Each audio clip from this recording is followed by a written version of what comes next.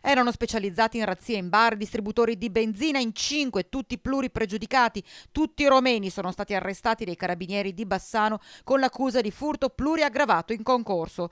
Una banda super organizzata che per mesi ha messo a segno colpi soprattutto tra le province di Vicenza, Padova e Treviso.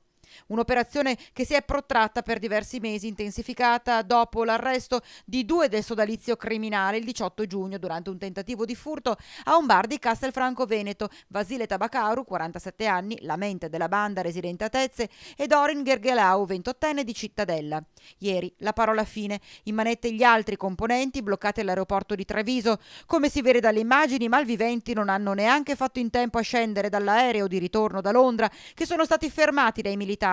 In manette Nekulai Tabakaru, 35 anni, Gheorghe Darie, 38, Manole Mantu, 49, residenti a Tezze. Ognuno aveva un ruolo ben preciso, sempre lo stesso modus operandi, usavano 3 auto, le parcheggiavano a diversi chilometri di distanza dal punto da colpire, raggiungevano a piedi con abiti rigorosamente scuri e con volto travisato l'obiettivo, quindi venivano recuperati dai complici. Mesi di lavoro, dicevamo, per i carabinieri della compagnia di Bassano, che li hanno pedinati con non poche difficoltà, visto che si trattava di persone molto caute e scaltre.